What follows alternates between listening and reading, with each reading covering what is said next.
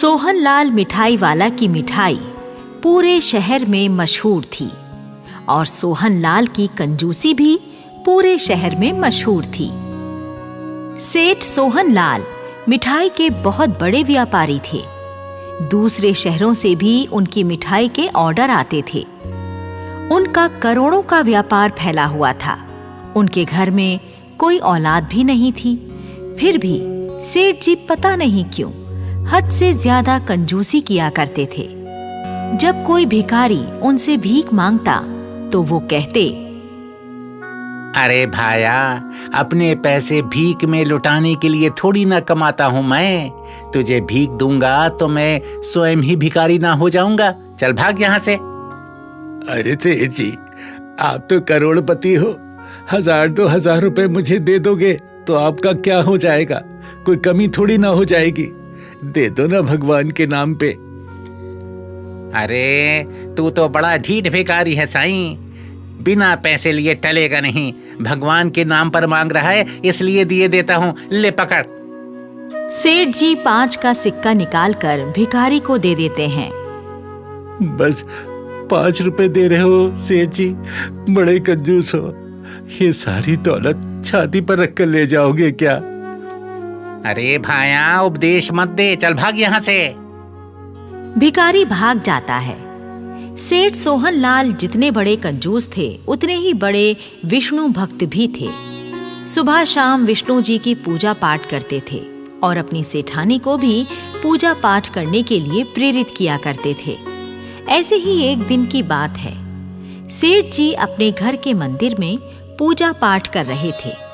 तभी सेठानी वहां आती है और कहती है, सुनिए जी, जरा मुझे 11,000 रुपए दे दीजिए। हैं? 11,000 रुपए? अरे 11,000 रुपयों का तू क्या करेगी सेठानी? अरे हमारी शादी को पूरे 10 साल गुजर चुके हैं, लेकिन अभी तक हम निसंतान हैं। मैं संतान की प्राप्ति के लिए 21 ब्राह्मणों को भोजन कराकर उन्हें दक्षिणा देकर उनसे संतान प्राप्ति का आशीर्वाद लेना चाहती हूँ। अरे भाग्यवान, तेरी मति मारी गई है क्या? अरे तुझे किसने कह दिया कि ब्राह्मणों पर इतना ज्यादा खर्चा करने से हमें संतान की प्राप्ति हो जाएगी? हैं? अरे संतान तो भगवान की देन है भाग्यवान। जब नारायण चाहेंगे तभी पैदा होगी। देखिए सेठ जी, आप मेरे काम में बाधा मत डालिए। चुपचाप मुझे 11,000 रुपए दे दीजिए। अरे भाग्यवान, तू एक काम कर, ले 11 रुपए ले ले और 11 रुपयों का गुड़ चना खरीद कर ब्राह्मणों को खिला दे। 11,000 रुपए खर्च करना मेरी हिम्मत से बाहर की बात है भाग्यवान। सेठ की कंजूसी पर सेठानी झल्ला कर वहां से चली जाती है। सेठ के मुकाबले में सेठानी काफी दयावान और दान पुण्य करने वाली महिला थी। जब सेठ घर पर नहीं होते थे और कोई कुछ मांगने के लिए आता तो सेठानी उस मांगने वाले को कुछ न कुछ जरूर दे दिया करती थी। एक दिन की बात है, सेठ और सेठानी पूजा की थाली लिए लक्ष्मी नारायण जी के मंदिर में पूजा करने गए तो मंदिर की सीढ़ी पर उन्हें एक बूढ़ी स्त्री बैठी हुई मिली। बूढ़ी स्त्री सेठ से कहती है, सेठ जी, मैं बहुत ही गरीब बुढ़िया हूँ। मुझे अपनी आँखों का ऑपरेशन कराना है।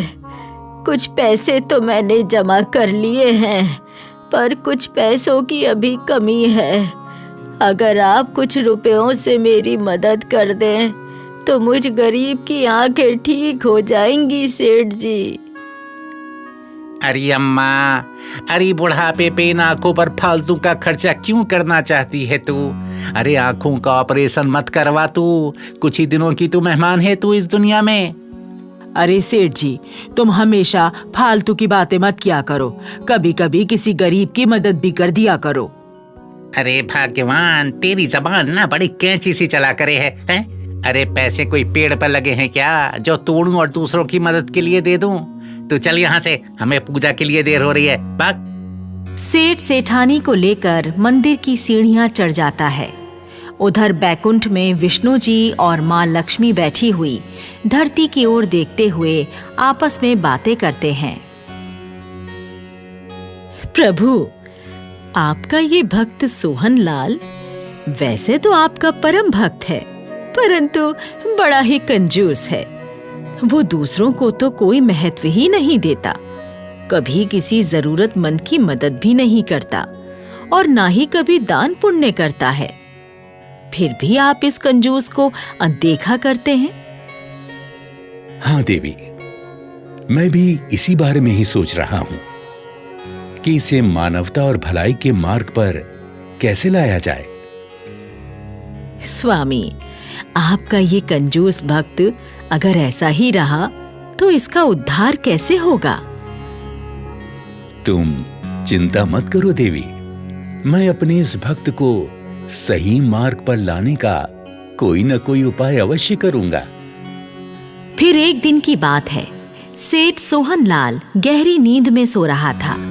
तभी उसके सपने में विष्णु जी प्रकट हुए और कहने लगे, सोहनलाल, मैं तुमसे अत्यंत नाराज हूं।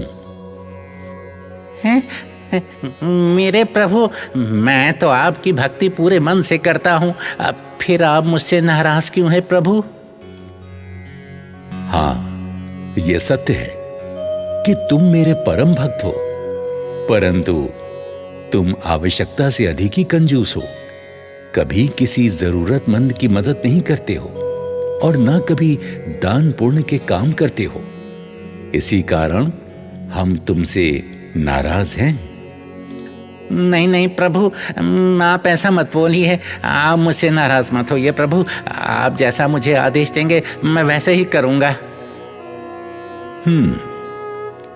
तो सोहनलाल, अगर तुम मुझे अपनी भक्ति से प्रसन्न करना चाहते हो तो किसी भूखे ब्राह्मण पति पत्नी को 7 प्रकार के व्यंजनों वाला भोजन कराओ। तत्पश्चात उसे दान भी देना, और दान इतना देना कि उसका झोला भर जाए। जैसी आपकी आज्ञा प्रभु, जैसी आपकी आज्ञा। मैं आपके दिए आदेश का पालन अवश्य करूंगा। बस आप मुझसे नाराज मत होना प्रभु, नाराज मत होना। उसके बाद सेठ की नींद टूट गई। सेठ तुरंत अपनी सोई हुई सेठानी को जगाता है और अपने सपने वाली सारी बात बताता है। फिर सुबह होने पर सेठ और सेठानी सबसे पहले अपनी पूजा पाठ करते हैं। फिर दोनों नाश्ता करते हैं और उसके बाद सेठ किसी ब्राह्मण पति पत्नी को तलाश करने के लिए शहर में निकल जाता है। सेठ को घूमते घूमते शाम हो गई, लेकिन उन्हें कोई ब्राह्मण पति पत्नी नहीं मिले। तो वो वापस अपने घर लौट आए और सेठानी को बताने लगे, अरे भाग्यवान, मैंने तो पूरा शहर ढूंढ लिया, लेकिन मुझे कोई ब्राह्मण पति पत्नी नहीं मिले। अब क्या होगा सेठ जी? आप भगवान से किया हुआ अपना वादा कैसे पूरा करेंगे? तभी घर के गेट पर 2 ब्राह्मण पति पत्नी आए। भगवान के लिए इस घर से हमें कुछ मदद मिल सकती है क्या? हम दोनों पति पत्नी 2 दिनों से भूखे भी हैं। क्या हमें इस घर से कुछ खाना मिल जाएगा? ब्राह्मण की पुकार सुनकर सेठ और सेठानी घर के बाहर आ गए और ब्राह्मण ब्राह्मणी को देखकर खुश हो गए। सेठ जी, देखिए, भगवान जी ने हम पर कृपा कर दी। ब्राह्मण देवता अपनी पत्नी के साथ खुद चलकर हमारे घर आ गए। ब्राह्मण देवता, आप दोनों कृपया अंदर चलिए, हम आपको भोजन भी करवाएंगे और दान दक्षिणा भी देंगे। घर के अंदर बुलाकर सेठ और सेठानी ब्राह्मण और उसकी पत्नी को बड़े प्यार से 7 प्रकार के व्यंजन परोसते हैं। ब्राह्मण और उसकी पत्नी खाना शुरू करते हैं और खाते ही जाते हैं। सेठ और सेठानी खाना परोसते चले जाते हैं और ब्राह्मण ब्राह्मणी खाना खाते चले जाते हैं, लेकिन उनका पेट ही नहीं भरता। वो दोनों पति पत्नी कुछ ही देर में घर का सारा खाना खा जाते हैं। घर का सारा आटा दाल चावल वगैरह सब खत्म हो जाते हैं। तो सेठ और सेठानी परेशान हो जाते हैं कि अब क्या खिलाएं। फिर सेठ जी मन ही मन भगवान विष्णु को याद करते हैं और कहते हैं, हे मेरे भगवान, हे माँ लक्ष्मी, घर का सारा राशन समाप्त हो गया, लेकिन इन दोनों के तो पेट ही नहीं भर पा रहे हैं। अब मैं क्या करूं भगवान, आप ही कुछ युक्ति सुझाओ मेरे प्रभु। सेठ जी भगवान को याद कर ही रहे थे कि तभी ब्राह्मण कहने लगा, हमारा पेट भर गया है सेठ जी, अब हम और कुछ नहीं खाएंगे। आपने हमें भोजन कराकर तृप्त कर दिया है, अब हमें जाने की अनुमति दीजिए। ठीक है ब्राह्मण देवता, किंतु आपको विदा करने से पहले मैं आपको कुछ दान दक्षिणा भी देना चाहूंगा, कृपया स्वीकार करें। फिर सेठ और सेठानी अपनी तिजोरी खोलते हैं और ढेर सारे रुपए लेकर ब्राह्मण के झोले में डाल देते हैं, लेकिन उतने पैसों से ब्राह्मण का झोला नहीं भरता। तब सेठ जी और ज्यादा रुपए लाकर झोले में डालते हैं, झोला फिर भी नहीं भरता। ब्राह्मण का झोला ना भरता हुआ देखकर सेठ जी अपनी तिजोरी की सारी धन दौलत ब्राह्मण के झोले में लाकर डाल देते हैं, लेकिन झोला फिर भी खाली ही रहता है।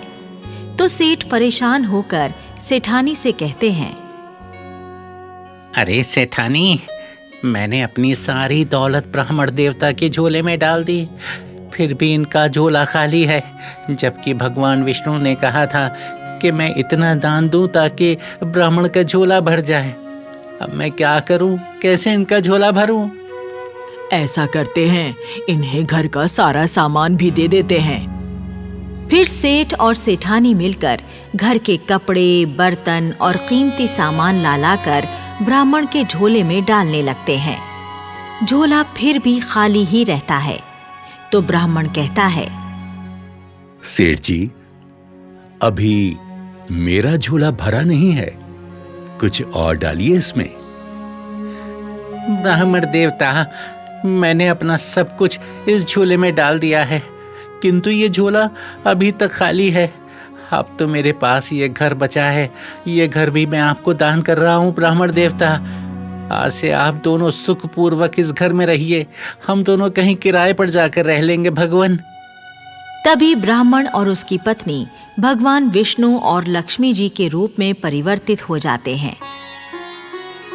विष्णु जी कहते हैं, सोहनलाल, हम तुम्हारी परीक्षा लेने के लिए ब्राह्मण रूप में यहां आए थे। मेरे कहने पर तुमने अपनी कंजूसी को त्याग कर जिस सच्चे भाव से अपना सब कुछ हमें दान कर दिया, तुम्हारे उस दान से हम बहुत प्रसन्न हुए। तुम अपनी परीक्षा में सफल हो गए हो। अब तुम दोनों पति पत्नी मरणोपरांत अवश्य ही मोक्ष प्राप्त करोगे। और मैं भी तुम्हें वरदान देती हूँ, तुम्हें इसी वर्ष एक पुत्र की प्राप्ति होगी। माता, आप दोनों ने दर्शन देकर और पुत्र प्राप्ति का वरदान देकर हमें धन्य कर दिया। आप दोनों को कोटि कोटि प्रणाम भगवान, कोटि कोटि प्रणाम। उसके बाद सदैव सुखी रहने का आशीर्वाद देकर विष्णु जी और लक्ष्मी जी वहां से अंतर्ध्यान हो जाते हैं। सेठ का सारा सामान और दौलत वापस मिल जाती है।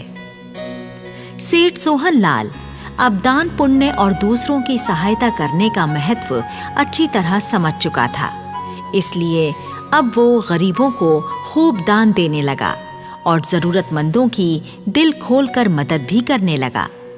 कुछ महीनों बाद सेठानी ने एक सुंदर से पुत्र को जन्म दिया और सेठ अब पहले से कई गुना ज्यादा अमीर भी हो गया और सुखी जीवन जीने लगा। सीख: इस कहानी से हमें यही सीख मिलती है कि कंजूसी भगवान को भी नाराज कर देती है, इसलिए हमें कभी कंजूसी नहीं करनी चाहिए। भाग्य ने हमें जो कुछ दिया है उसमें से कुछ दान भी करते रहना चाहिए।